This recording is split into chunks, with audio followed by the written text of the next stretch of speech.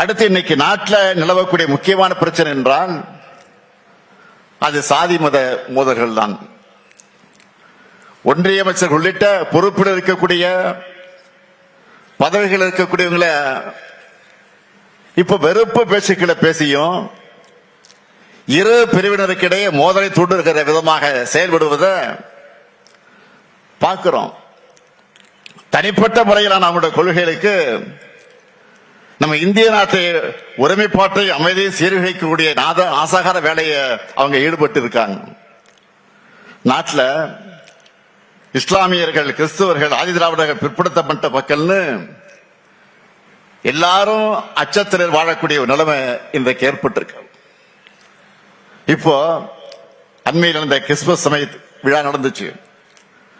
அந்த சமயத்தில் நாட்டில் பல்வேறு இடங்கள் நடந்த தாக்குதலை பற்றி எல்லாருக்கும் தெரியும். சில ஆண்டுகளுக்கு முன்னாடி நம்ம நாட்டில் இந்த நிலைமை இருந்துச்சா? ஊரே ஒண்ணு சேர்ந்து மகிழ்ச்சியா இருந்த காலம் போய் ஒருத்தருக்கு ஒருத்தரை எதிரியா கட்டமைக்கிற வேலையை பிளவுவாத சக்திகள் இன்றைக்கு தெளிவா செஞ்சிட்டு இருக்காங்க. அன்பு செய்ய சொல்லித்தர வேண்டிய ஆன்மீகத்தை சில கும்பல் வம்பு செய்வதற்காக பயன்படுத்துகிறாங்க.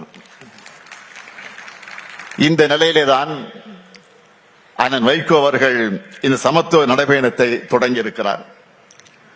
திராவிட இயக்கத்திற்கு பல்வேறு திருப்பு முனைகள் கொடுத்த நகர் தான் இந்த திருச்சி நகர். அண்ணன் வைகோ அவர்கள் இந்த நடைபயணம் நிச்சயமா புதிய வரலாற்றை படைக்கும். இந்த நடைபயணத்தோட தாக்கத்தை சமூக வலைத்தளங்கள் கொண்டு சேர்ந்து இளைஞர்களை பேசும் பொருளாக ஆக்க வேண்டியது ஊடகங்கள் மற்ற எல்லோருடைய கடமை.